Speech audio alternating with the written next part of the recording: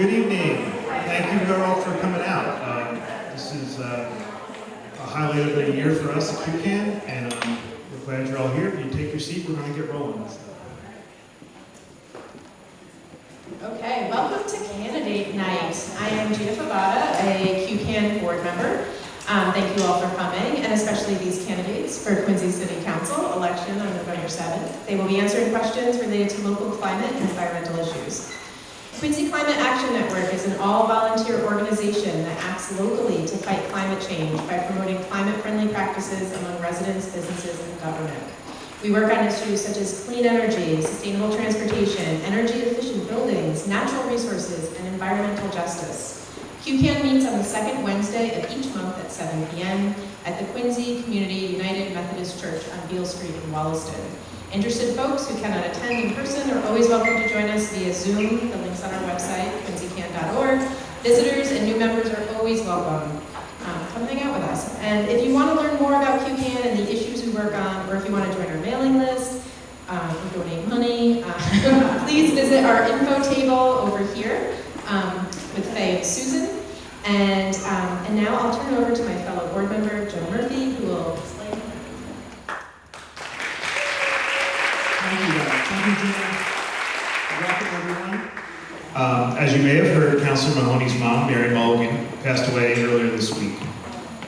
Both campaigns and QCAN's board agreed to postpone the mayoral segment. It is our hope we can find a way to have the discussion before the election, perhaps over Zoom, perhaps at QATV. No matter how we proceed, we will make sure you know and have an opportunity to learn more about the mayoral candidate's view on carbon emissions, green zoning, alternative transportation, recycling, waste, and more. We sent all the questions in advance, along with background information about these issues prior to tonight. All candidates received these questions via email at the same time. To cover as much ground as possible, we'll keep the answers short, often to 1 minute. QCAN member Brandon Lamb will tap the bell when time is up. We will switch up the order of responses, so don't worry, no one will be first every time. Some questions were suggested by other climate-related organizations. When we get to these questions, we'll let you know the organization that posed the question. And some of the questions came from you as well. Finally, we are recording the event, so please silence your cell phones.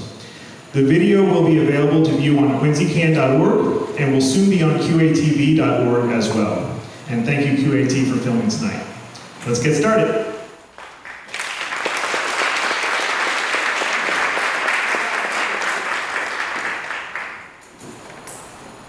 Okay, so this is a 1-minute question for all of you who are squeezed up there on the stage. I'm very sorry. Introduce yourself and tell us why a voter whose main concern is climate change should vote for you. And we're going to start at the end of the stage and work down. I need to get the...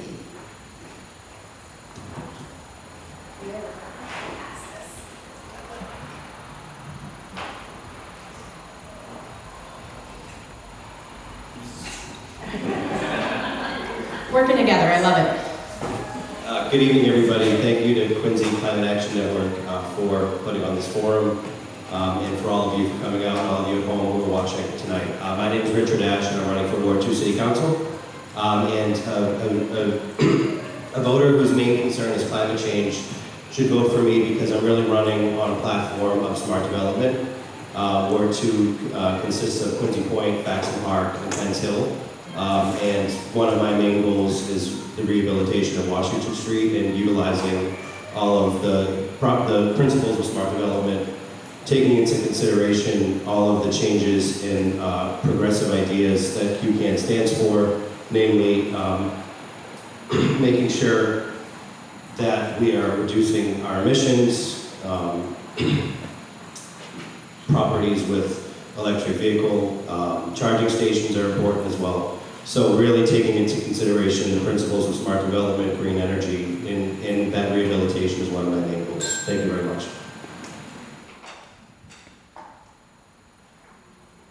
Thank you. My name is Anthony Andronico. I'm the Ward 2 Councilor. I've had the privilege of serving in the city for the last 6 years as well as school committee member and as a city councilor. We can't hear you. Excuse me. There we go. I'll try again. Turn this mic off. Yeah. Fix the cord. My name is Anthony Andronico. I'm the Ward 2 City Councilor. I've had the privilege of serving the City of Quincy for the last 6 years, both as a school committee member and as a City Councilor for the last 4 years. A voter whose main concern is climate change should consider me this fall because my track record clearly demonstrates a strong commitment to environmental sustainability and climate action. During my time on the school committee, I took the lead in successfully implementing the removal of all styrofoam products from our school lunch service and advocated alongside my colleagues for the initial concept of the composting program. In my 3 years on the council, I've been able to advocate for the sustained preservation of our parks and open spaces, supported the effort to place solar panels on our existing public buildings, wrote the resolution passed just a few weeks ago demanding that the DPU take action on our municipal aggregation program, which would not only lower prices, but also add a substantial 10% more local renewable energy than required by the state. And I've been proud to fight against the compressor station as a private citizen, state house staffer, and now as a councilor. In regards to the issue we're talking about, traffic, zoning, development, education, environmental sustainability must always be part of the conversation. Thank you.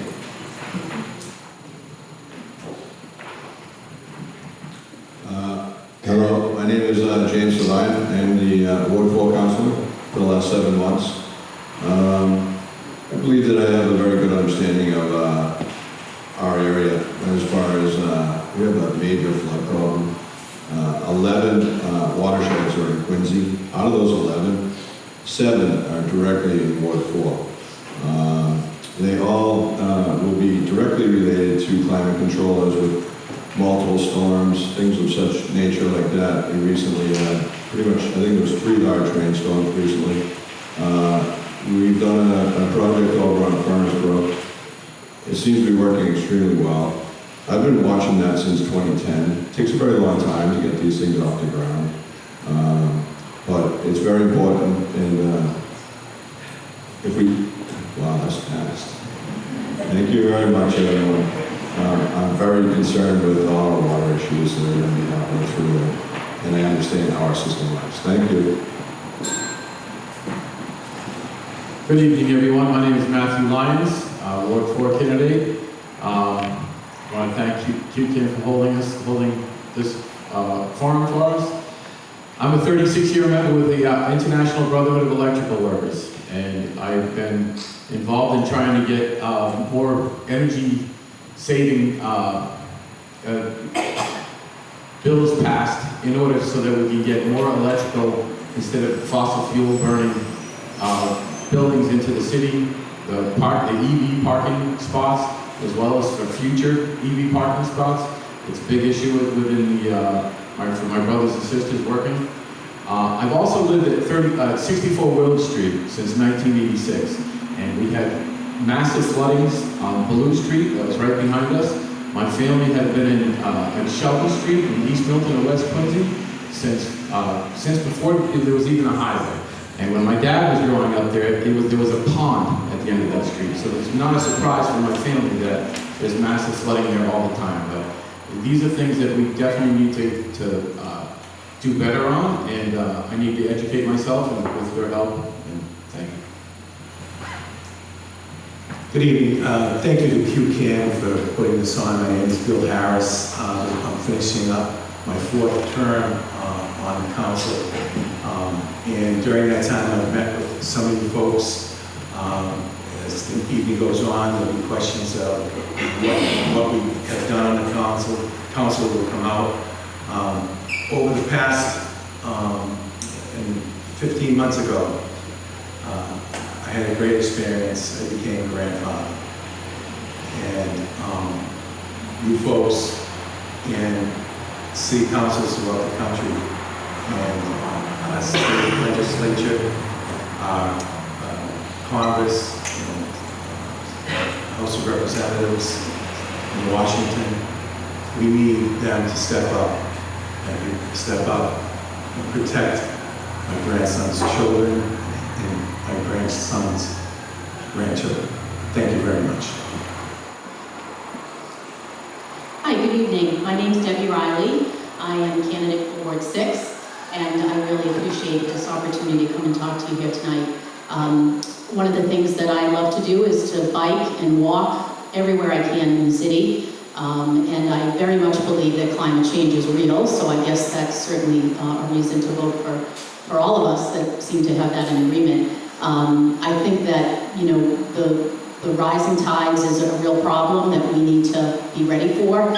And as a real estate agent, I see it every day that, you know, it's something that really bothers people. So hopefully we can find ways to reduce and reuse and recycle so that our carbon footprint is less, and that we do leave this world for the next generation. Thank you. Good evening. I want to thank QCAN for hosting this event tonight. My name is Noel DeBona. I'm a Quincy City Councilor at large for the last 8 years. I've been elected official for 10, 2 on the school committee and 8 on the council.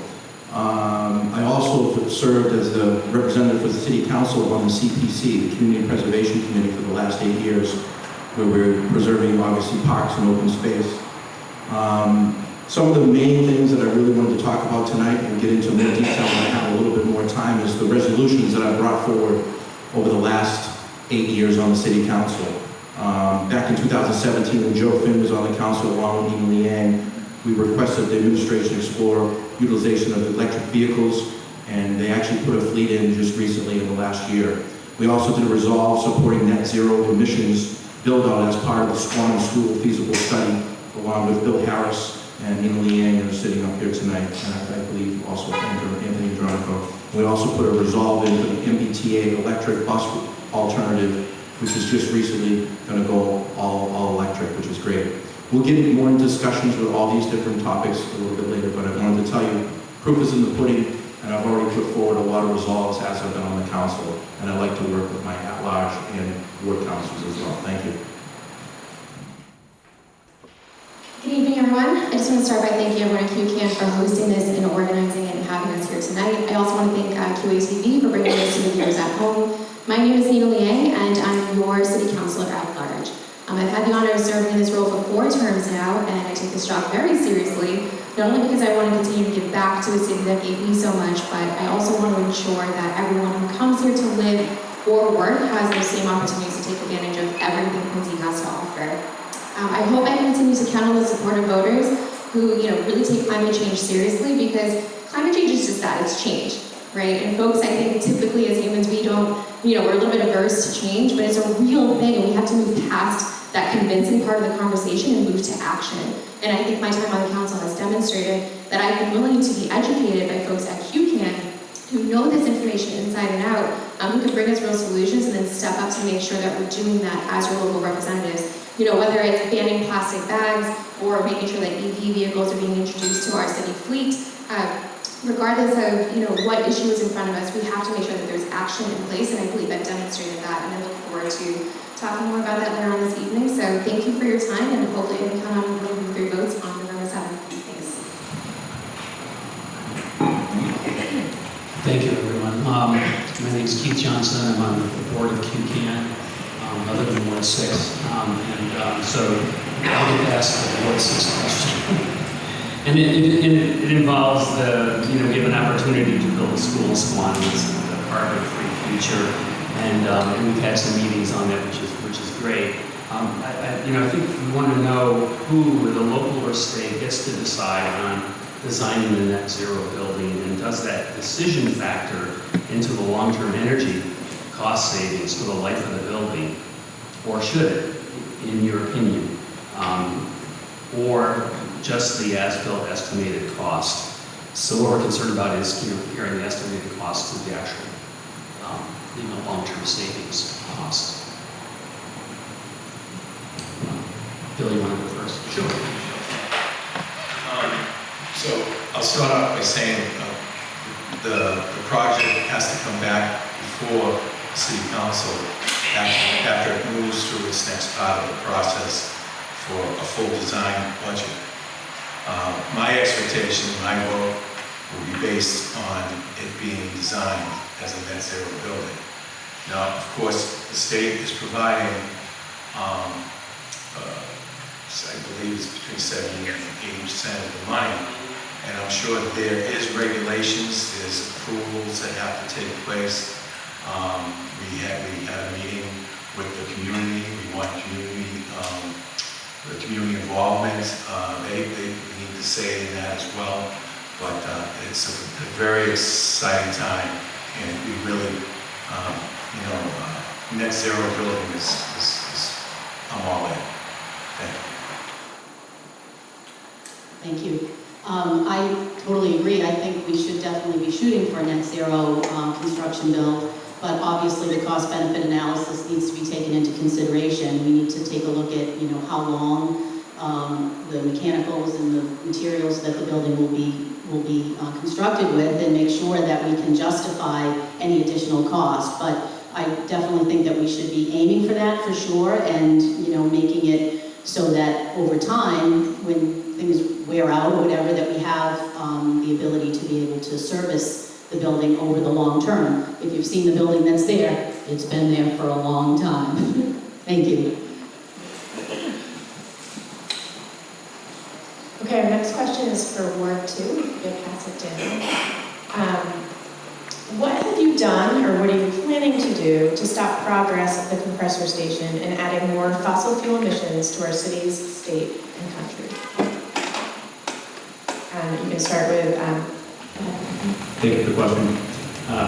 Just over the years, I've been proud to fight against the compressor station, as a private citizen, as a state house staff member, and as a counselor.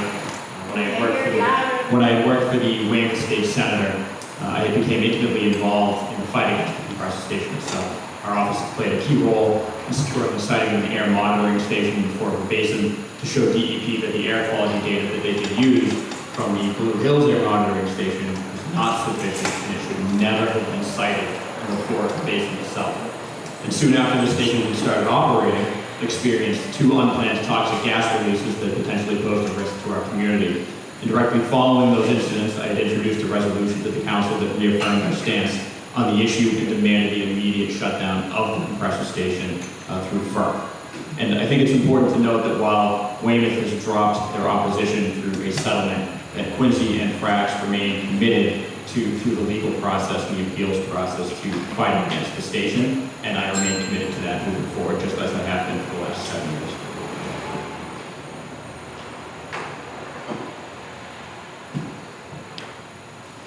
Thank you for the question. Richard Ash, candidate for Ward 2 City Council. As a lifelong Quincy Point resident, I'm just as confused, frustrated, and aggravated with the placement of the compressor station, the Fort River Basin. Over the years, I have had the pleasure to meet a lot of the folks involved daily in the Fort River residents against the compressor station. I've attended some of their standouts, a couple of their drive-bys, really during COVID with the drive-bys, but being intimate with the legal proceedings as an attorney, of course, as Councilor Andronico just mentioned, the appeal in Quincy, where we haven't settled, there are still legal proceedings. Having the intimate knowledge of those proceedings is something I plan to bring to the table. And also, I recently read that there is a new project, Maple, that Enbridge is proposing, and that's going to be essentially an expansion to keep the timeline. It's going to be an expansion of the current compressor station through the state of Massachusetts. I would do anything I can to oppose that. Thank you. Okay, we're going to move on to Ward 4, and this question was submitted by a Quincy resident. More and more of our green spaces seem to be swallowed up by development. We have more and more people living in apartments. In order to allow access for all of us to enjoy the natural riches in Quincy, are you in favor of investing in connecting green spaces in Quincy, thereby linking our beaches, waterfront, recreational fields, and the Blue Hills? And we can start with Councilor DeMond. Sure. Thank you very much. I am definitely in favor of that. We already have, in Boston, there's a group that's trying to make a bike path that's going to go from Boston all the way to the Blue Hills. We have a intersection at Trudy Drive that the state is trying to implement, and it has the bike path in it. It's part of a bigger plan that will connect a safe bike path to get you from Boston all the way to the Blue Hills. As of now, passing underneath I-95 on the highway there, and that's the best way to go. So it's going to be a very good way to go. Furnace Brook Parkway, you can take that right to the beach. So Furnace Brook, I like to keep it the way it is, even though I don't think the state has any intentions, but If they did, I would change it 100%, and I'm very active with green space. I've taken over 3 islands in this Ward 4 area already to make sure that they're more beautiful than ever. Thank you. Hi, so I think Ward 4 is unique in that a huge amount of the area is the Blue Hills, and it's really one of the gems of all of the Quincy as well as the Commonwealth of Mass. I think there's a lot more we can do. I think part of the answer may be to rewrite the 99-year lease that the Granite Links is looking for, and that we can try to find a better use for that beautiful land up there. There's ways to connect it. I'm not positive of the ways to connect it, but there's got to be better ways that we can have as a city, that we can use that land up there for all of our use. And I think this is a very important issue as, to the city of Quincy, as financial-wise, because I don't think that lease is a very good deal for the city financially. But for Ward 4, no matter what they do up there, we're going to have to deal with the ramifications of it all. And we should be able to use that as a city and people. And this is what I'm passionate about doing. Okay, this is a question for our at-large councilors. And this question comes from Quincy Making Waves, which is a citizen group that was formed in 2012 when they raised concern about the FEMA maps. Since then, they've become an advocacy group focusing on flood zones and protecting our marshes. So this is what they're asking. Given the urgency of our current climate crisis, does Quincy need to reevaluate our Conservation Commission and our Planning Board to better protect our natural resources and actively reduce our carbon emissions? With that said, would you support term limits for these boards and updating the way the members are appointed? And we'll start with Councilor Liang, and you have a minute. Thank you for that question. So I want to just acknowledge that both groups are made up of volunteers who are committing their time to provide a service to the city. Right. That being said, I think this is a matter of the process, right? And 2 things in particular. It's the engagement piece and the access piece. So for the engagement piece, I think it's important to understand for everyone who's interested in serving in these capacities and serving on these boards to understand, how do I get involved, right? There's folks here maybe in this room who are tuning in at home who want the opportunity to serve on these boards, and so we need to make sure that we're engaging them by letting them know, hey, this is the process of joining these boards, this is the name, the way to put your name up for consideration, and this is when the vote happens, right? So that piece of it's really important, and I feel like we don't get that out there well enough to engage people to come into the process who are interested in volunteering their time. The second piece is access. There are very well-educated people out there who know this information that can contribute to a particular issue, who don't want to necessarily serve on the board, but want to make sure that their voice is heard, right? So then how are they accessing the people who currently serve in these positions? And we need to make sure that both things are happening better, because my take on that question is that currently that's not happening. So I think both things need to be adjusted with the process to be successful regardless of who's serving in those 2 boards. Thank you. Over the last few years, obviously, we've seen, especially on the planning board, there have been very long particular meetings. And as you know, these particular meetings, they're volunteer-based. As for term limits on them, it's just based on maybe the chair or the board member. Some of the board members revolve, some being secretary, some being treasurer. Other members can move around. And I think that the biggest thing is people like yourself that are out in the audience tonight are activists. You know more about that specific field than a lot of the average person does. And like Nina said, we need to know who are interested in these positions. That's where the city council comes involved, and especially if we bring resolutions forward like we have in the past with many of councilors being on board with it, the mayor will definitely look at it and put it into consideration. And that has very been a driving force up at the city council. We've been able to work together to solve things and work with the mayor and the administration to get things done. So, thank you.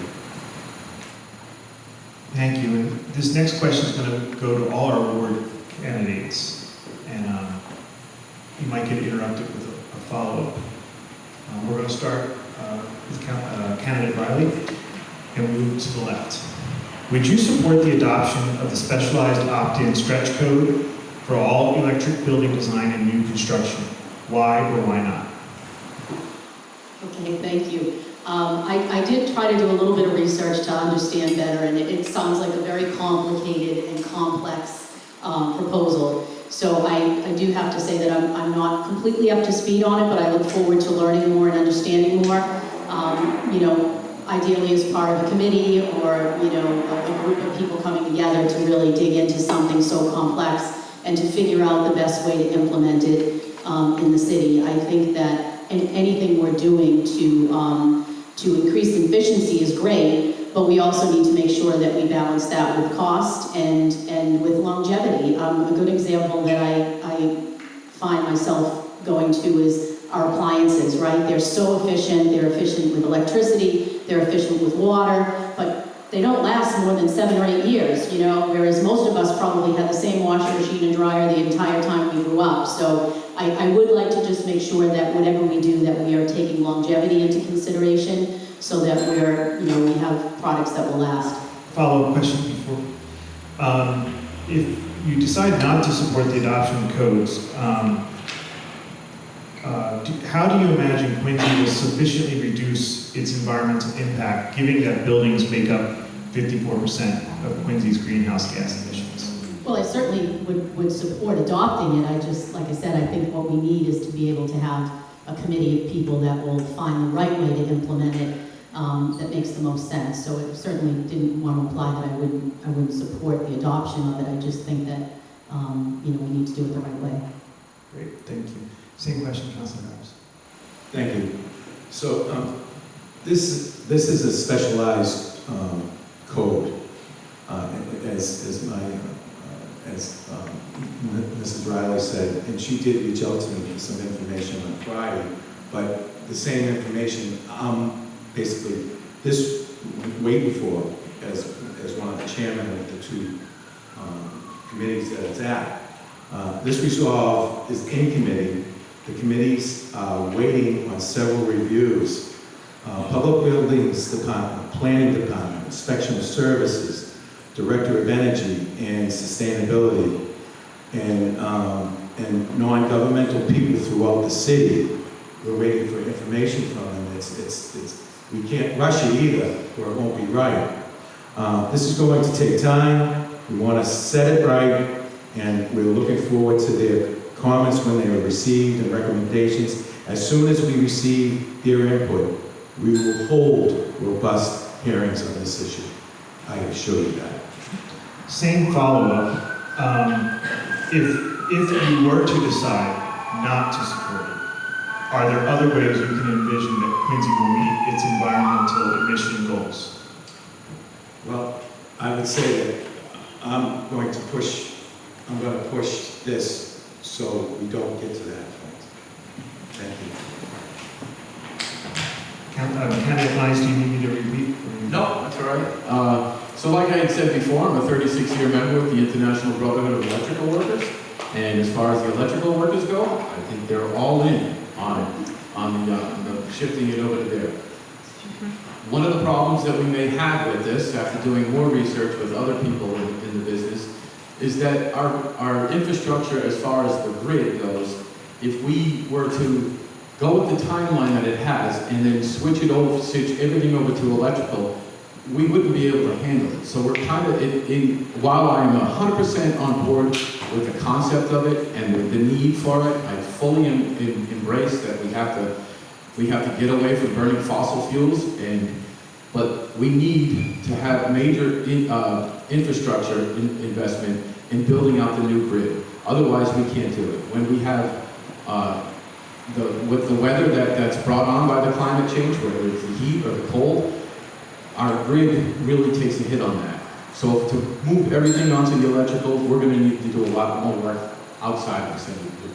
Thank you. There's a follow-up here. How would you make sure that our building department is supported with the new codes, and how do you envision it helping our city?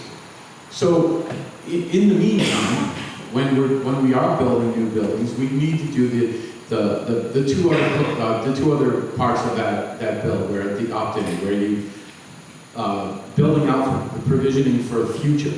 So like if you're building a building, and I think they have this in Boston as well, where if they're building an apartment building and they have parking garages, a certain amount of those parking spaces need to be equipped with the EV. But the rest of them need to have conduit going in there for future use. And these types of things absolutely need to be done right now and need to be implemented as we go forward.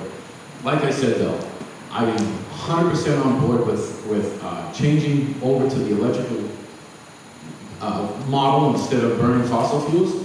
We have a lot of work to do before we get to the point where we can just switch it over to, it's not as easy as just flipping a switch. We need to do a lot of work outside of Quincy as well as in Quincy as well. But the building codes for future provisions for it really need to be done. I like the flipping the switch analogy. Same question. Yep, thank you very much.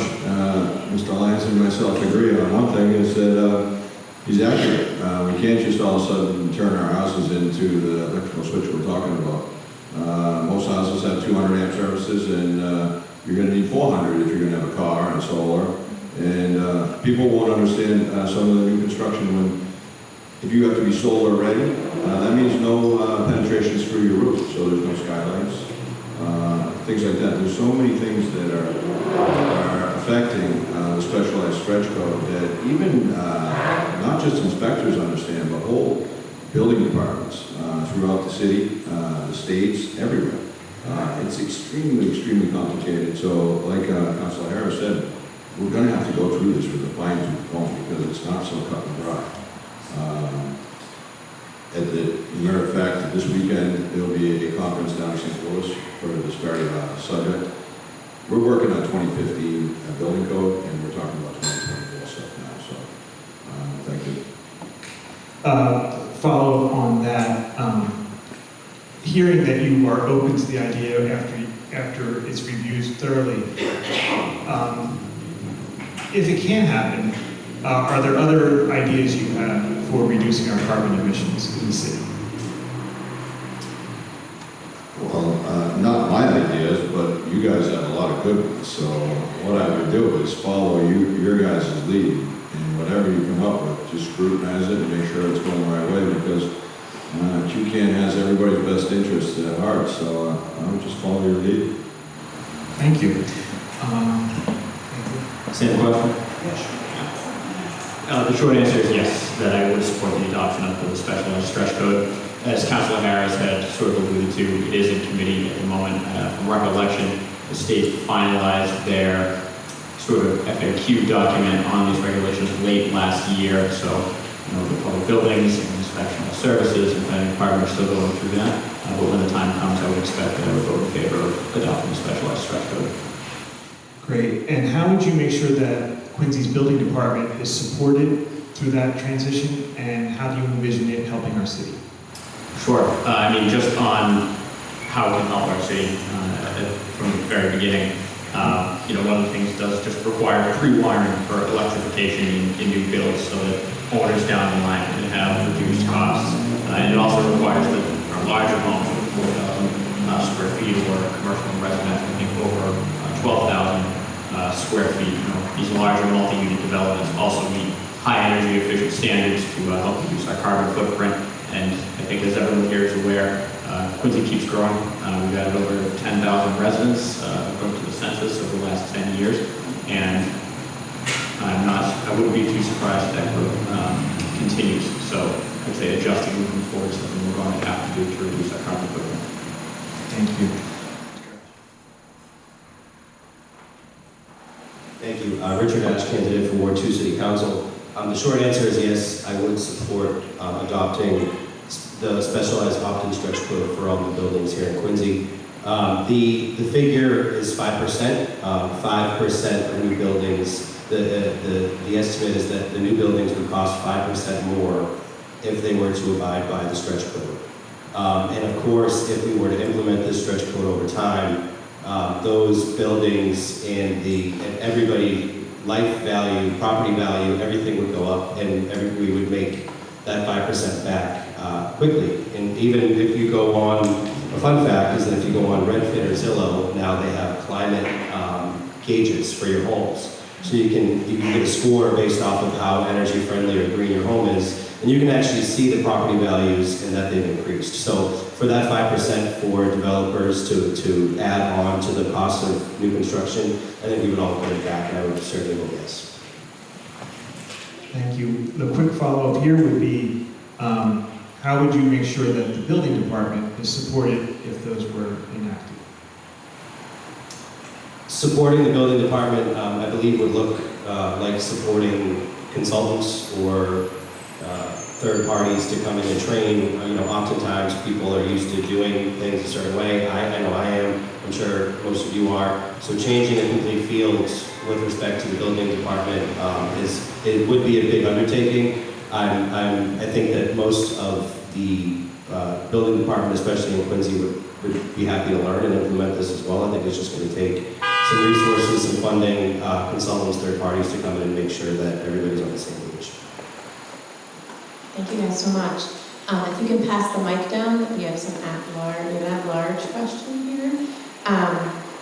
Would you consider green or climate-informed zoning reforms to improve climate resilience, encourage walkability, protect natural resources, and reduce our carbon footprint? If so, explain how.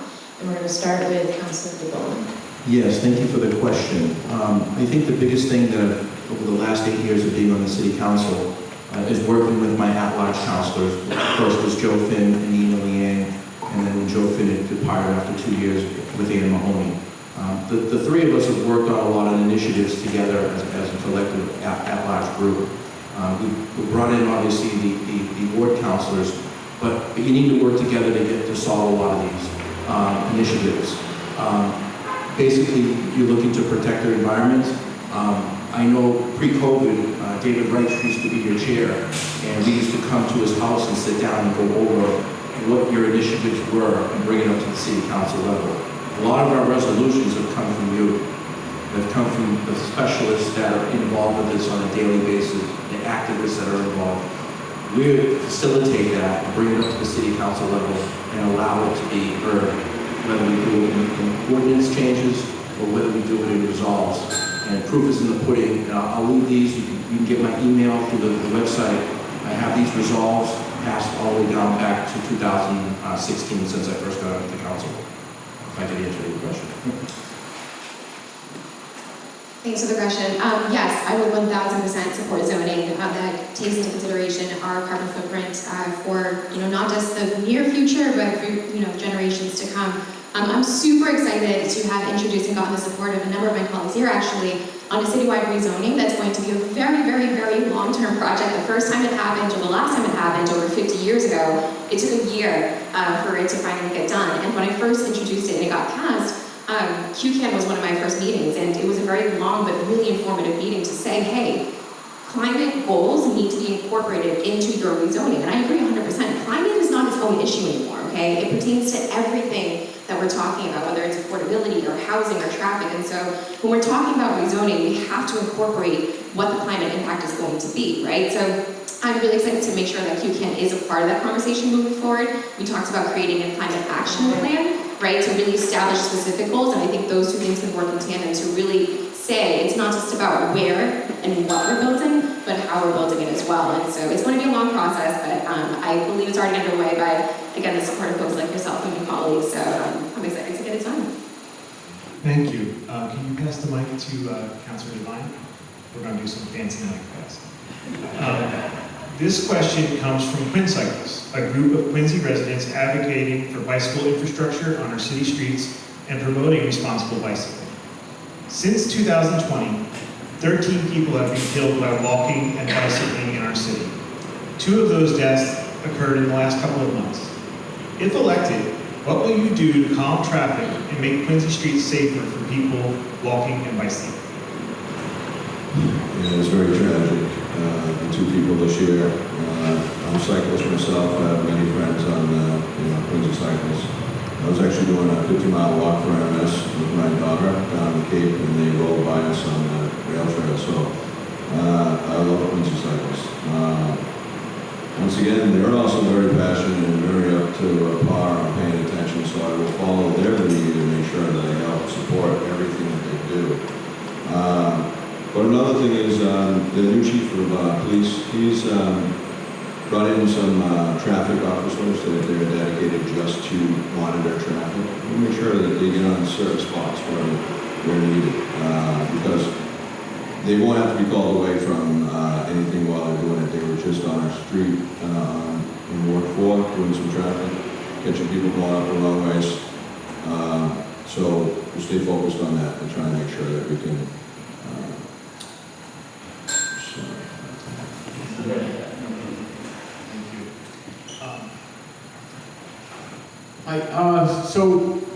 I think it's fantastic that we have more bike lanes for the bicyclists, and it's an excellent alternative to instead of burning fossil fuel and contaminating the atmosphere again. I think we're a long way from having a safe environment for cars, bikes, and pedestrians. I've talked to many bicyclists. I'm not a cyclist myself, but and a lot of them don't always feel all that comfortable in that lane on the road as well. I think a lot of times what some of them will suggest is that maybe making the sidewalks bigger and making that area a little bit bigger so they get off the street. And I think the cars would be all in favor of that as well. And I think, a lot of these people that are cyclists that get out there, they're also in cars as well. I don't know the complete answer to how we're going to make this safer and a better environment for the cyclists and pedestrians as well.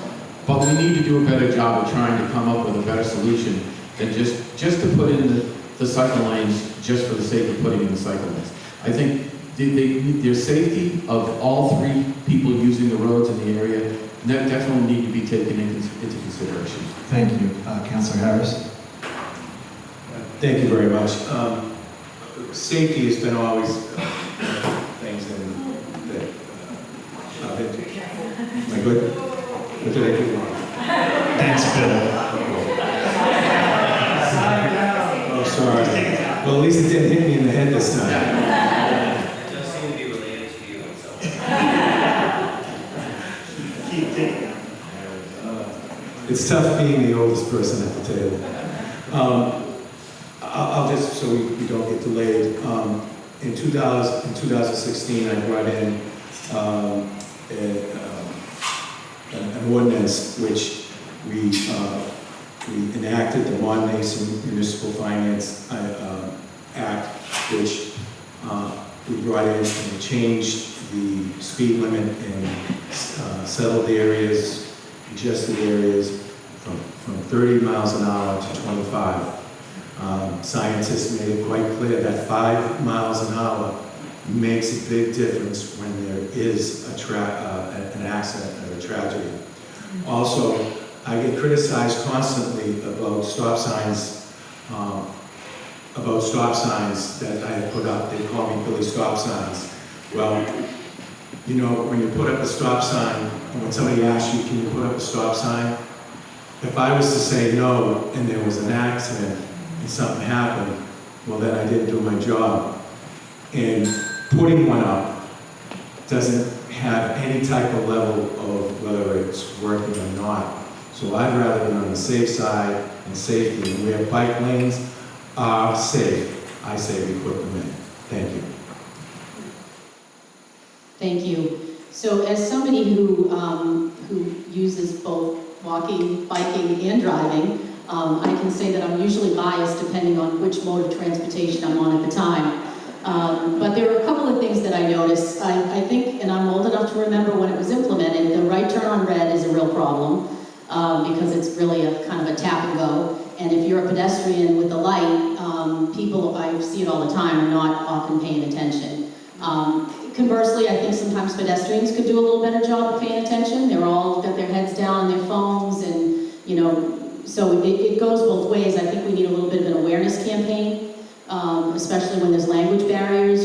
Sometimes signage isn't necessarily the best way to communicate those kinds of things real time on the street. So the other thing I'd love to see is, again, it's not really a Massachusetts thing, I saw it more in New Hampshire, is the center turn lane, because then that keeps you see it on Quincy Shore Drive all the time, people zipping into the left lane and then somebody's making the turn and they zip over. So there are a few things, I don't know if we've got control over all of them, but those are some of the ideas I have.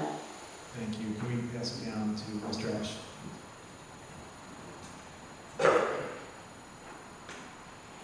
Thank you, Richard Ash, Ward 2 candidate. While they don't call me Billy Stop Signs, I am happy that I myself as a Ward 2 candidate and resident gets to answer this question.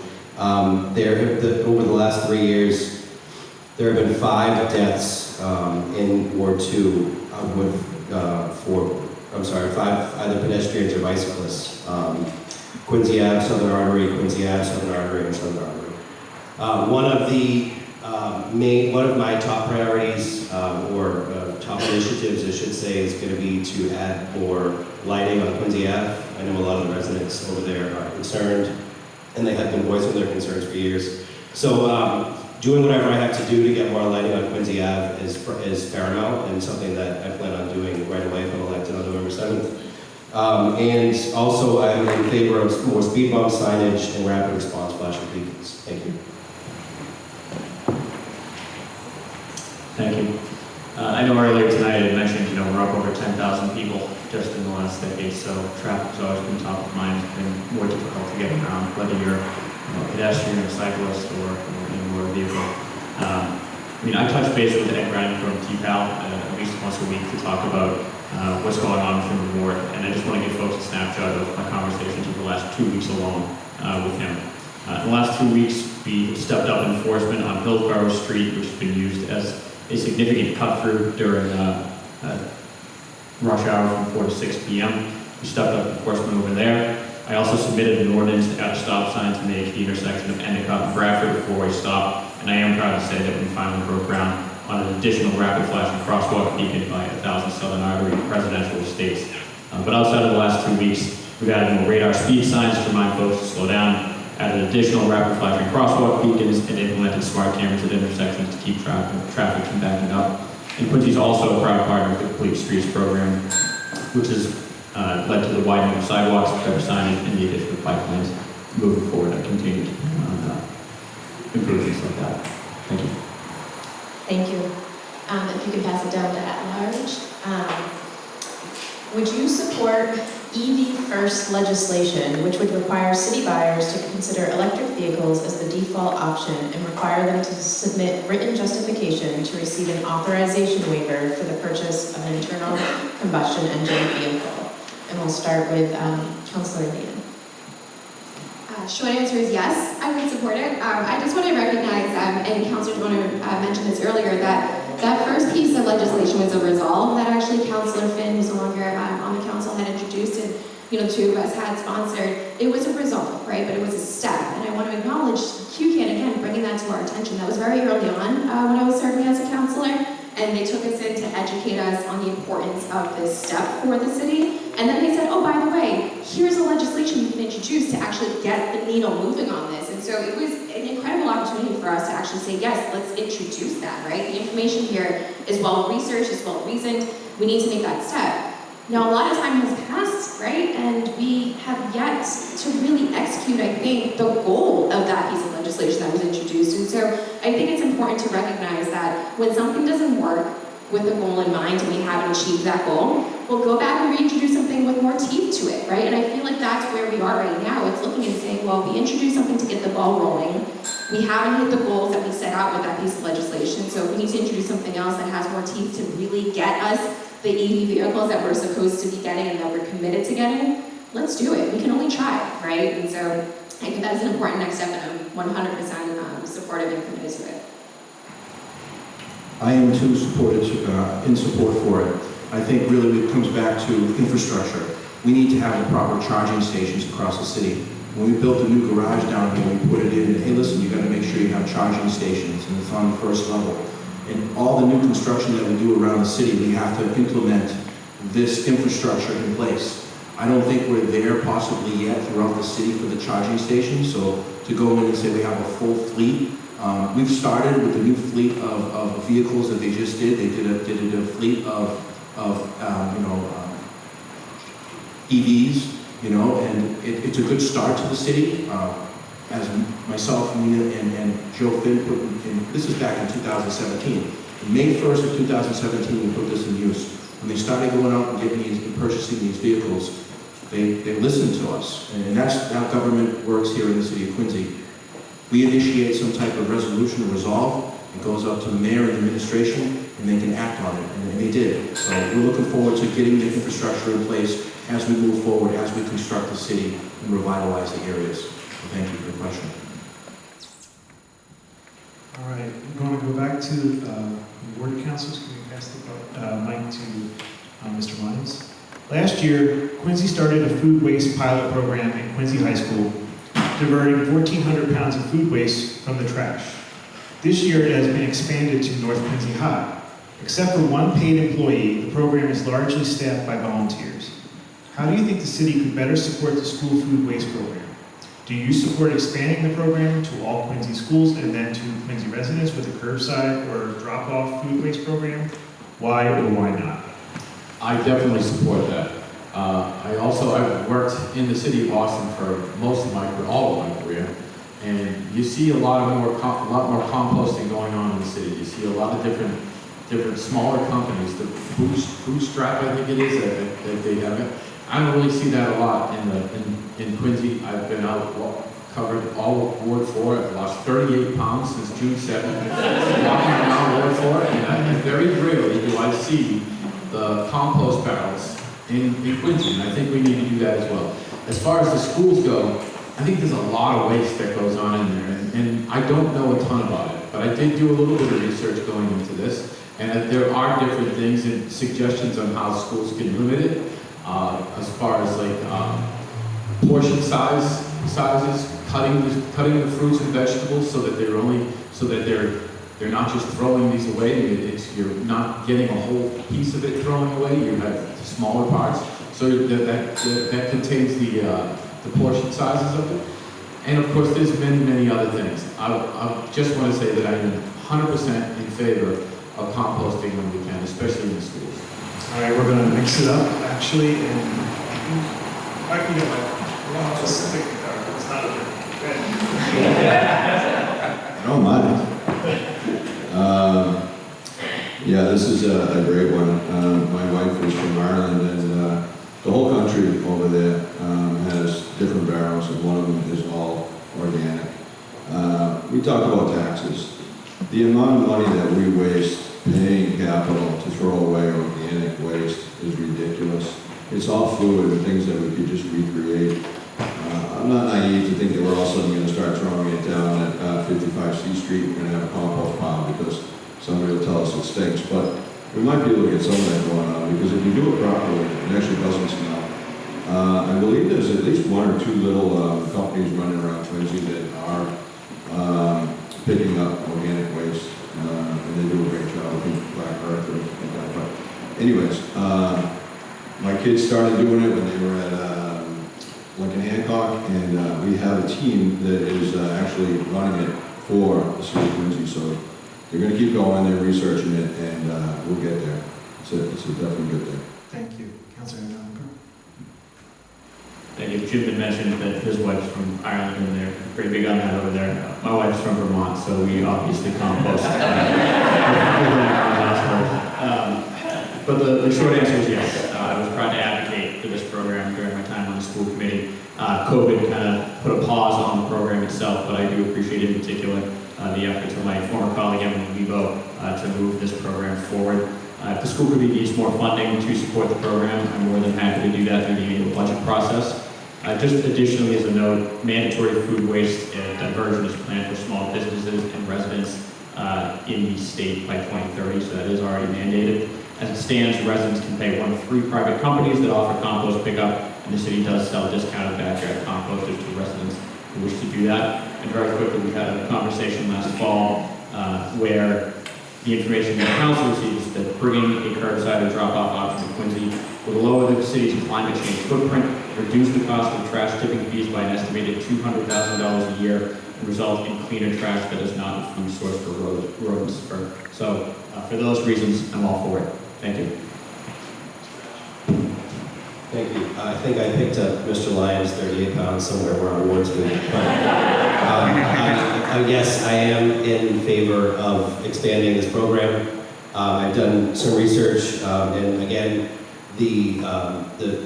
what we would gain back from the expansion of this program with a little funding up front is measurable. Nearby towns and areas like Watertown, Cambridge, Canton, Brookline, and Boston have implemented this program and have implemented an expansion of our program that is currently in Quincy Public Schools. If that funding is related to another employee, of course, I would support that. If it is the complete infrastructure with our capital waste management company, I would support that as well. A 2019 study by the EPA found that cities could save an average of $10 to $30 per ton by diverting waste from landfills, which I think is very important. And also another 2016 study from San Francisco found that a curbside food waste pickup program saved the city $8 million. Thank you. Can we go to Councilor Harris, please? Well, I'm going to take the words from the November 15th, 2018 QCAN website, okay? So thanks for the softball. Quincy takes the first step towards curbside composting. Huzzah! On November 13, 2018, the Quincy City Council curbside food waste pickup. The supportive letters that QCAN Friends wrote to the ward councilors and the councilors at large no doubt made that happen. So thank you to all who made those opinions heard. Thank you also to Ward 6 Councilor William Harris, who introduced the resolution, and to Ian Kane, who amended it, suggesting a task force study the pros and the cons of building food waste recycling facilities here in Quincy. And it also says in short, and recycling food waste is cheaper than throwing it away. Thank you very much. Thank you. This was actually the question I was looking forward to the most. I'm so glad to hear that we are no longer using those styrofoam trays in the Quincy Public Schools. And it's wonderful to hear that there's a food recycling program. The one thing I thought of, though, when I read the question and looked into it a little bit more is, why is there so much food waste? Because we have a real food insecurity problem with a lot of our Quincy Public School students. And so, you know, this is the kind of problem where I like to look at reduction first and really try to dig into what the problem is. Why are we throwing out so much food in our schools?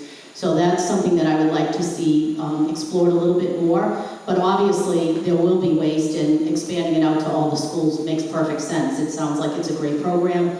It came about as a result of a committee, from what I understand.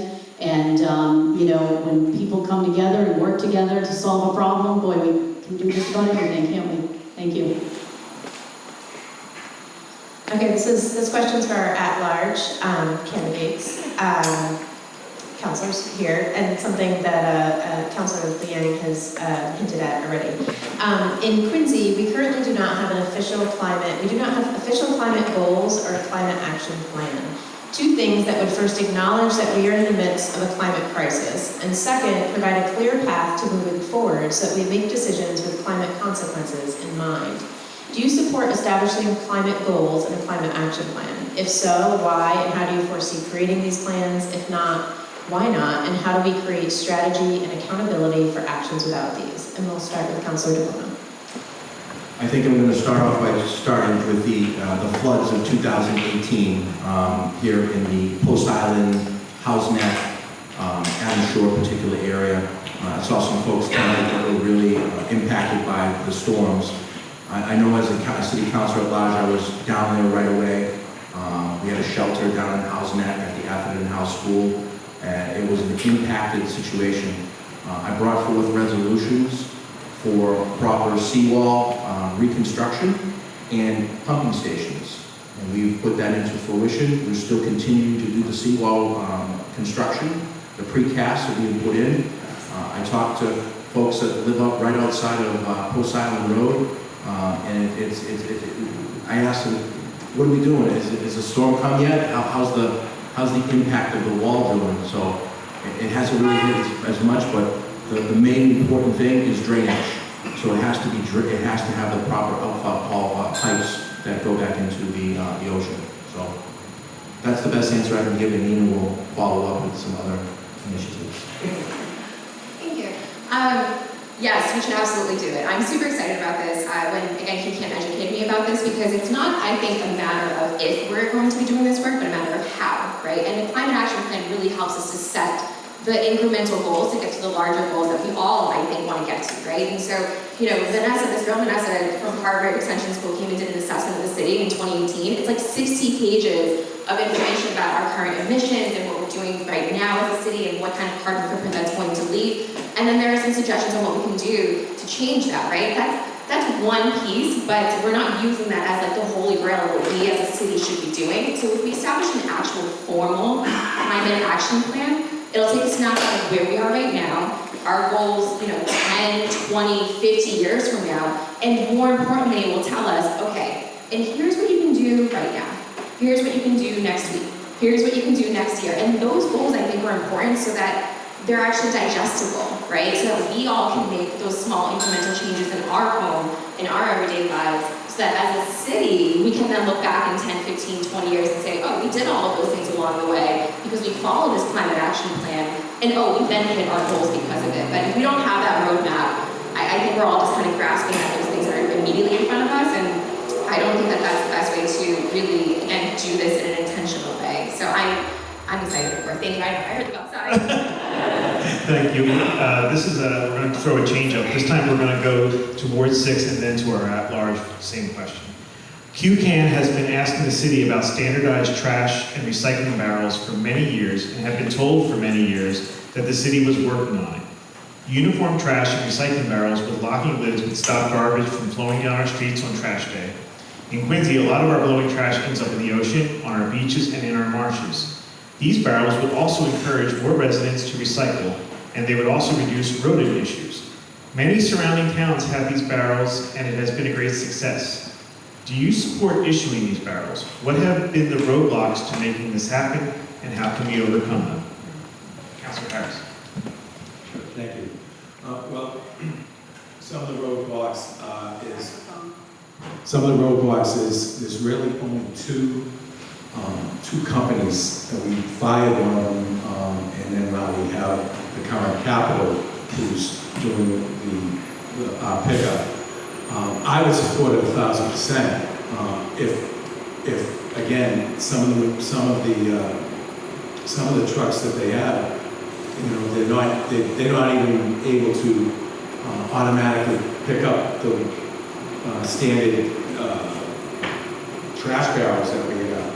Recycling, we need to be able to come up with the money and make sure that if we have to fire this company and go back to the other company and they say that they can do the recycling the way that we need to do it, I say yes, because when I hear the nightmare stories that a truck goes down the street and puts both into the being thrown away on the same run in the same truck, that's, as I say, 110% unacceptable. So thank you. Yes, I absolutely would support barrels and receptacles that had lids. I tell people that on Monday nights when trash goes out in Squantum, if it's a windy night, you might as well just throw it all in the middle of the street because it blows everywhere. And I'm somebody who spends a lot of time picking up trash when I'm walking everywhere, so I absolutely think we should do it. I'd be willing to pay for barrels. I think we'd probably need some kind of grant program if, you know, for people that couldn't afford to buy their own barrels. You know, if the city could provide them, that would certainly be another option, but obviously there's an expense there. So I definitely think we need some sort of uniformity in the receptacles because we allow people to put out just bags of trash. You know, we don't even require it to be in a barrel at all. So I think that that's definitely an area where, you know, like Nina and Nola have been saying, you know, incremental improvements is the way to go instead of just a big bang theory of, you know, all of a sudden everyone's going to start using new barrels. That probably wouldn't work. Some of the biggest roadblocks is going to be funding and costs. It's going to cost a little bit more as funding, as prices have gone up a little bit. That's the roadblock. Do I support it? Yes. But at the end of the day, as time has gone along, I think this is a ballot question. I think you put it into the hands of the voters. Let the voters decide on this particular item and put it on the ballot. And let all the voters come in and vote on, do you want to get this, do you want to accept this for the city of Quincy? And you go over the voters' hands. I think that's the best initiative is now. I know the mayor had looked at it in the past year, had come back in front of him, and he said he would pause and look forward to the future. But I do support it. But at the end of the day, some people have gone out and they've gone out and bought $100, trash barrels, and they want to make sure that they don't lose out on that particular investment that they put in. But I love to recycle. I would love to have the recycling be uniform as well. So you have to consider the fact that some of the folks out there do uniform. They have their particular nice barrels that hitch up to the trash and then it flies right up. But we have to consider the fact of what do we do with the existing people on all their trash barrels. So this I think should be a valid question at this point. Thank you. I think we should do it, and I want to just recognize that we've been following up with this question quite extensively for years now, and for me, the biggest roadblock that I've been hearing is that while we want the uniform barrels, again, it's not a matter of if, it's a matter of how, it's recognizing that the city is not uniform, right? There are some neighborhoods in the city that have very wide sidewalks, single-family homes, where you bring out those uniform barrels, and there is room still for somebody to move by with their carriage, for somebody to walk by or move by with their wheelchair, right? And then there's other neighborhoods that are a lot more dense, and if you put out these same large uniform barrels, accessibility is just going to go out the window, right? And so it's not a matter of if we should do this, it's a matter of how we're going to implement it. And I think, again, why not try, right? I want to refer really quickly to a good example. Our colleague, Councilor Kane, is doing municipal broadband, right? And introducing it as a pilot to some neighborhoods and not all, again, to work out the kinks, right? And see what doesn't work. And I think this could be something that we should also follow that same approach with, right? Let's implement it in some neighborhoods where we do believe it will work, and then figure out what doesn't for some of those more dense neighborhoods. Maybe it's different barrel sizes, but all the same colors, right? Again, the city's not uniform,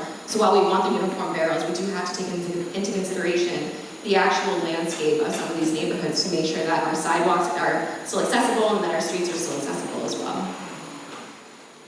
Thank you. We're going to stay with you guys, actually, and then go over to Ward 4. How will you ensure that whomever the city leases land to will be good environmental stewards, reducing and accounting for emissions, fertilizer runoff, and other impacts on neighbors? And we're going to start with Councilor DeVoe.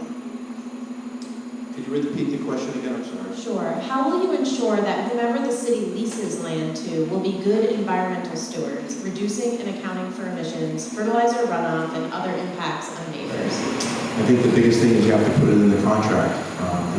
The agreement that you're doing with that particular entity has to have these conditions in it. So you start by doing that, and then you have to have an oversight committee.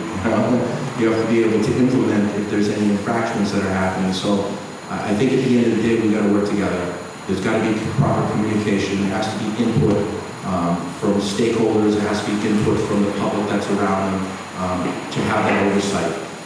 We can initiate all these things in the world, like putting in one-ways and all these other things that we do across the city to make it safe.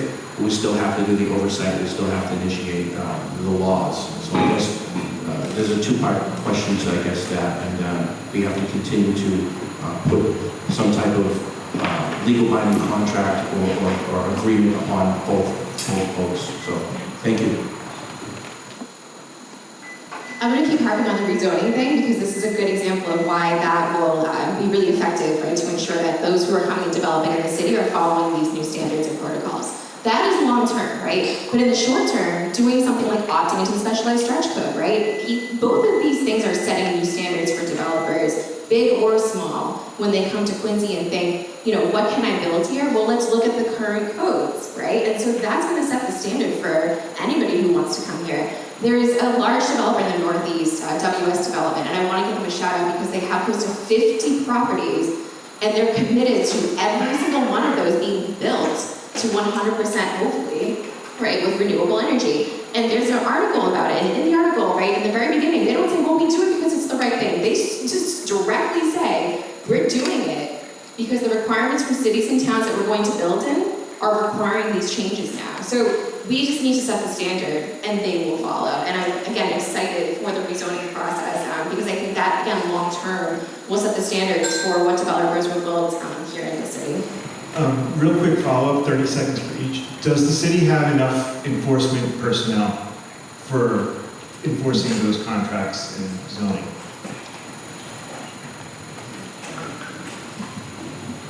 That's a good question. That's a really good question on the inventory of what we have. I think at this point right now, I'll probably say no, because we need to bring in that type of legislation to enforce this. So what particular department is that going to go through? What particular item is that going to be going under? So I think we need to relook at all these different initiatives as we move forward. So I would say probably right now, not enough. I agree, and this is not a knock on anybody currently in our current city workers. They're phenomenal. Those folks in special services department, public buildings, what have you, they're doing a great job. But there are only so many hours in a day, and this city is growing so exponentially. Again, with small projects, right? Like people wanting to do additions onto their homes, or maybe renovating their homes, to massive projects that are going on in sort of like the downtown corridors of the city. So there's a lot happening here. We need to make sure that we're expanding the folks in these departments that are going to be charged and tasked with going and making sure that people are abiding by whatever laws that we put out there, or zoning requirements, or, again, back to our climate action plan, whatever we're stipulating with these plans we're putting out there. We need people who have time and capacity to check those boxes, right? And right now we don't have that.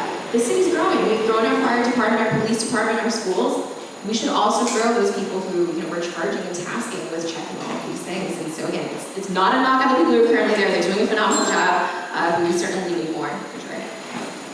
Okay, if you could pass it down to Mr. Devine. So same question. How will you ensure that whomever the city leases land to will be good environmental stewards, reducing and accounting for emissions, fertilizer runoff, and other impacts on neighbors?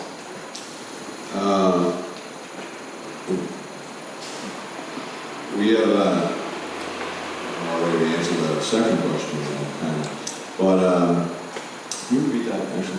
Sure. How will you ensure that whomever the city leases land to,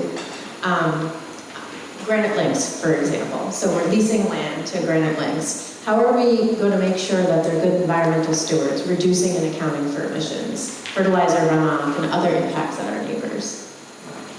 So as far as Granite Links, I worked there as a part-time bartender. I think most people know that by now.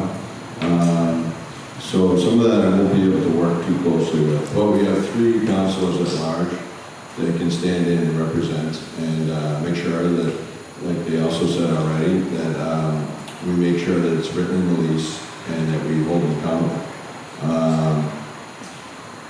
I believe that we're trying to put a resolve in to make an advocacy that will chair to monitor and take care and make sure that Granite Links does what they're told. That's going to be mixed with neighbors and councilors and things of that nature. So that would be a good way to do it. But we also have Ken Burke. He's an ordinance officer, and I just spoke with him today about a company down in West Quincy that we're trying to confirm that they're not using bad chemicals that are going down drains. So we police them and find them, and I'll address it again in a second. So I'm running in Ward 4 to represent the ward. I'm not going to accuse myself from any issue. I'm not on their payroll, and I'm not taking any money from them. And I think that the number one starting point on this is that we don't accept a lease that the person that is renting it from this land from the city writes their own lease. That's the starting point on this. We need to have, and not just the city council, because nobody on this diocese are commercial real estate attorneys. We need to hire an outside commercial real estate attorney to represent the city, to get it the best bargain we can for the city of Quincy financially, but to make sure that there's provisions in that lease for 99 years. We're talking about 4 generations of family, long after many of us are going to be here. So we need to have these assurances, not just accepting The private corporations lease that they're giving us, I don't know who in this room has ever rented any property and presented the landlord with the lease and dictated the terms. This is where we need to start. And I'm running for Ward 4 to represent the people and not the commercial real estate. Thank you. Follow up for both of you. Generally speaking, does the city have enough environmental enforcement officers or staff? Well, I don't know the answer to that, but I think that if they don't, then they need to.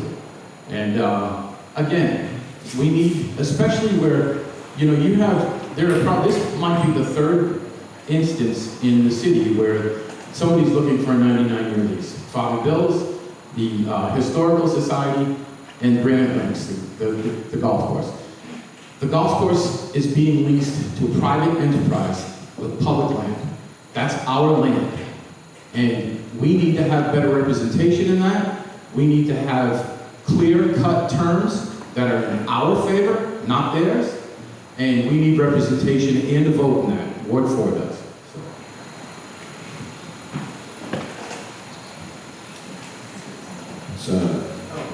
I know what the question is, yeah. I must have heard you wrong, because that's not what the question I asked you to repeat twice is not what we're talking about. But as far as our ordinance officer, are we talking about just one ordinance? So we have Ken Burke, he's only one guy, and he has to run around and do everything. For people that aren't cutting their grass, for people leaving mattresses around, hedges that are too high, I run around with him to help him because he's inundated. Every time I go in there, he's sending out notices. I talk to him at least once a day, sometimes twice, just to make sure. He says, hey Jim, are we sending a violation or are we sending a warning? Most of the time I ask, is it the first warning? Yes. Are the absentee landlords? Yes. I'm like, well then hit them hard. Because if they're not going to take care of our property in our neighborhood, then give it to them. But if they're a homeowner, I'm like, let's help them figure it out. I don't want to make it hard. But Ken Burke is a hard-working guy, and we need more people like him to enforce all these things. So yes, we need more people. Thank you. Thank you. This next question is for Ward 2 and at large. And this question was submitted by the Quincy Tree Alliance. Dozens of trees on Washington Street and 100 trees in Passamaquoddy Park died within 2 years due to poor planting and lack of watering. A phenomenon that has sadly occurred at other city sites as well. If elected, how will you ensure that such investments of time, energy, natural resources, and taxpayer money are better managed so that our urban forests can help us weather the effects of climate change? Along those lines, how do you plan to protect our existing canopy of mature trees? And we'll start with Councilor Andronico. Sure, thank you for the question. As most of you know, we just have a few Chris Hayward. He left for another position. Now is Dan Cathcart, is the current tree warden, and had a few conversations with him. The largest priority that he and I have talked about is largely been focused on Faxon Park. There's a lot of growth in that area, mainly one species of tree, oak trees. A lot of them are old and dying, so we've taken those down, and in their place, we're opening up the canopy a little bit within Faxon Park to allow for some of those shorter trees and underbrush to grow and create a healthy environment. Moving forward, we're planning to expand the number of species within the park for those trees so that it can continue to thrive. It's not great within a park when you just have one species of tree. I never thought when I became a councilor that I'd learned so much about this particular issue and trees themselves, but just continuing to work with Dan and the Department of Natural Resources to make sure that when we make this investment that we're not squandering it, we're protecting those trees, particularly along Washington Street moving forward, because I know the city invested a lot in years past.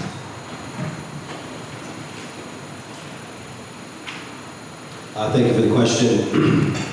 Similarly, I have a great relationship with Dan Cathcart, who is the new tree warden here. He certainly helped me help residents while out campaigning with tree issues and cleaning them up. And if he did have to take one down, I know that he will be replanting it. I've spoken a number of times tonight about the rehabilitation of Washington Street and my emphasis on that as one of my top priorities. So getting those trees replanted, however way we need to, whatever experts I need to find, should I be elected, to make sure that those trees are planted and they will be sustainable and they will grow. And it really will, if anybody's driven down that stretch, it's in dire need of some beautification. I'm a huge proponent of that. I know we have more or a new grant or more funding this year for trees, so I would gladly tap into that fund as well. Thank you. Can you pass it down to Councilor DeBona and Councilor Liang? Do you want me to repeat the question, or are you guys good? I think I'm pretty good. We never always had a tree warden. When I first came onto the city council, we didn't have one, so we initiated that new position for the tree warden. It's Chris Warden, and he did a fantastic job. Everybody liked it. He was willing to go out there and check the tree and try to keep it. Not say, well, let's just chop it down. Let's try to salvage it and trim back these different branches. Now we have Dan Catchart, and what I really talked about was huge was an inventory of all the trees out there. And just this past year, the administration has moved forward to do an inventory count of all the trees out there. When I first got into the council in 2016, it was very difficult to really initiate where we have the trees, what need to be taken down, where do we replant the trees. Today, if you have a problem with any trees out there, and say it was taken down at some point, you can replant it. And we'll go out there and pick out the proper species that you want to put. We'll go out to the different part of the street, put it where we can. So I'm willing to work with any of the folks out there that want some more trees out there. We work very hard with Dave Murphy, the Natural Resources Commissioner, and it's like again I said, we work together to solve issues across the city. So thank you. I feel kind of responsible, right? And this is why, because many years ago, when we were looking at the budget, there was $300,000 that had not been spent yet. We had about a month left, right, in the fiscal year for that to be spent down. And so I said, well, what's this $300,000 for? And we were told it was for planting trees. And I said, okay, but you haven't spent that yet, so you want another $300,000 on top of that for the next year for trees that you still haven't planted. They had a month to go out and make a plan to at least figure out how to spend down that $300,000 to plant the trees. And I'm not saying that that's what, that's not where these trees came from. I'm just saying, for example, right, these are priorities that are urgent on top of many other priorities that are urgent. And again, there are only so many hours in the day. And I feel like with this particular situation, what happened is we're trying to do something that we wanted to have happen. We wanted these trees, we planted them, right? We need to acknowledge that maybe the planning process on the how to plant them and how to keep them and maintain them maybe wasn't thought out, right? Maybe it was, maybe it wasn't. But I think, again, process-wise, we always need to make sure to be a little bit more thoughtful about how we're going to execute these goals, right? We have a capital improvement plan happening year over year to improve the infrastructure across the city. If we include tree planting as part of that infrastructure, I think we're going to see better results moving forward. All right. So you're in the final stretch here. We have one more question for all of you. And since we started with right to left, I want to thank you all for being good sports with the sardine treatment and the sign hijinks. Where will protecting the environment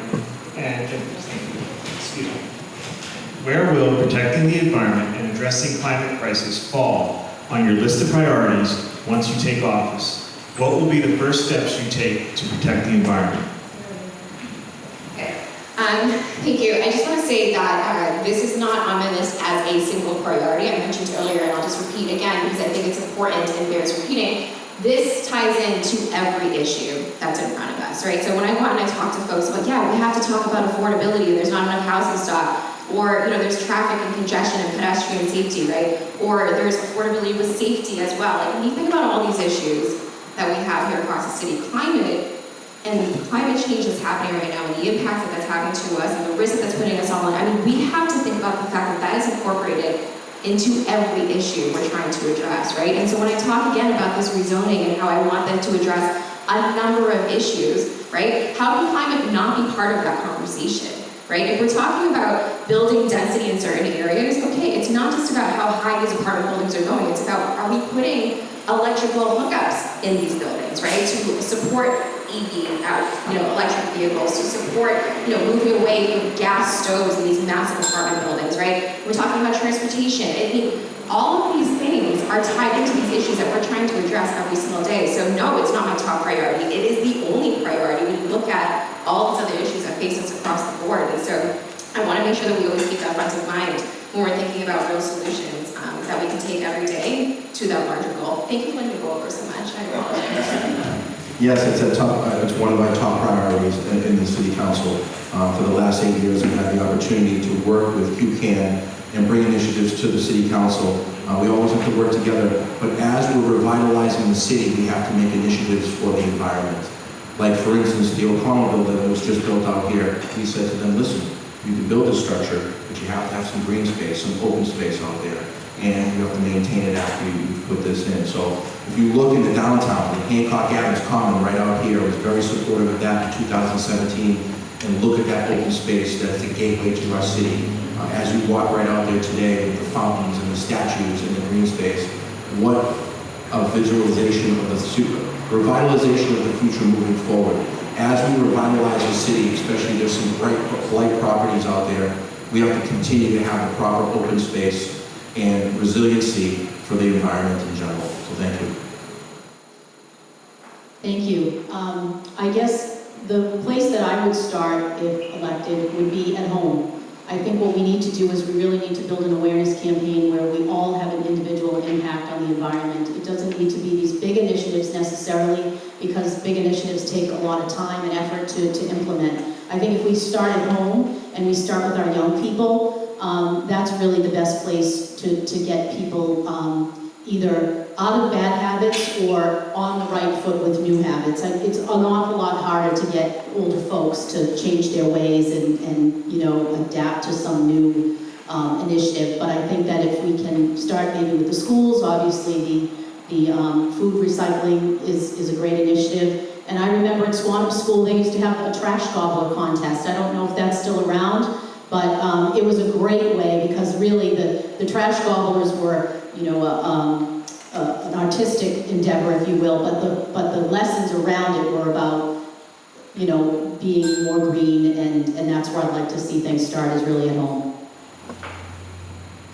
Thank you. It actually is probably with one of the major fights that I'm fighting right now, and it's a building of a bridge. And I understand the problem we have in Boston, but building a bridge, it's made up of cement, steel, and the number of cars that are going to go through our city. Cement industry is responsible for 8% of planet warming carbon dioxide emissions. Steel products, the major environmental impacts from integrated steel mills are from cooking and iron making. Highway vehicle release, in one vehicle, about 1.5 billion tons of greenhouse gases into the atmosphere each year, mostly in the form of carbon dioxide, and is a major contributor to climate change. All I can say is the amount of cars that would be put, anybody who's going through right now, going through Boston, it's back, as I said. The traffic at 610, 615 is so far back and the slower the traffic, the slower the commute, the more gasoline that's being burnt per every gallon that's being burnt is destroying our climate. Thank you. So I think every decision that's going to be made by all of us at the City Council needs to have the environmental impact considered with it.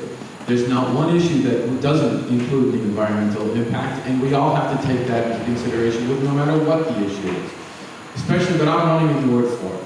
And in Ward 4, we do have the problem of what they want to do at the top of Yashudi Drive. They have a beautiful golf course up there. It's a beautiful area. And how we want to go forward with what we want to do with that, whether we give it to a private corporation to do what they want with it, or if we want to use that land how we see fit with it. That's an issue that we as a city all have to look at, but as Ward 4, we have to live with the impact of that for 4 generations, for 100 years. So I think this is important, and again, I can't emphasize it enough. There's not one issue that'll come in front of the City of Quincy City Council that shouldn't take into consideration the impact on the environment. sorry, I'm confused. Can you repeat the question again, please? Sure. Where will protecting the environment and addressing the climate crisis fall on your list of priorities once you take office? What will be the first steps you take to protect the environment? One of the biggest things for me right now is to go forward with what we've done at Furnace Brook with the mitigation program. We really, we made it windy, it's longer, it's going to absorb a lot more water. It's already working. We've had 3 big storms. Furnace Brook starts out behind Bunker Hill. It's just a bunch of little creeks that run together, comes into Lawrence, and then it runs right through the middle of Ward 4. There's a whole bunch of other sections right along Willard Street that will need to be thinned out, a lot of dead trees that are going to continue to fall. And then they'll clog everything all the way down to the rotary, and then into our culverts, all the way underneath Bernazani. So I want to make sure that we can thin it out, continue the project that we were doing there to make sure that we get everything we need. I also want to make sure that if we can do that and it works out well, we don't waste $14 million on a pump station that would be tried to be put in at Furnace Ave. Because as much as I'd like to help everyone, I think that it'd be a waste of money for a few houses, but I want to make sure we protect everyone and spend our money wisely. Thank you. Thank you for the question. Sustainability and the environment are not isolated issues, as my colleagues have pointed out, but they're considerations that need to be made in all aspects of city government decision-making, from economic development, housing production, emergency preparedness, waste management, just overall community well-being. We need to be factoring in how we can make strides in protecting the environment in every decision that we make. And I understand this is not a standalone issue, but one we should always be mindful of, and I do plan to continue building on my record of prioritizing sustainability so that we're better equipped to move forward and improve the lives of our residents. Thank you. Thank you for the question. As a Ward 2 City Council candidate, I would love to see all of the topics and ideas thrown around today implemented in the final stages of the former clubhouse, or in whatever improvements come to Paxton Park in the future. I would love to have seen electric charging vehicle stations in the Neon Marketplace unit. That unfortunately didn't happen. But outside of the Ward 2 issues, as candidates on this stage, I think all of us serve as examples for the rest of people watching.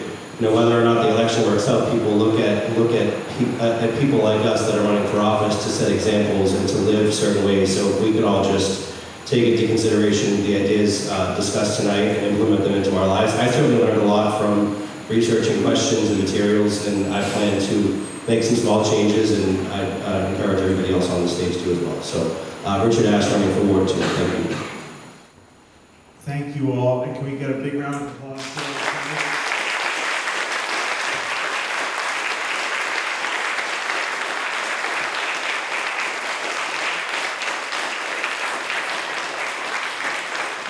If anyone has further questions, I'm sure the candidates will be happy to talk to you afterwards. I want to thank Dave and the Church of the Presidents for the venue. I want to thank QATV for being here, and my colleagues at QCAN for helping out. And once again, round of applause.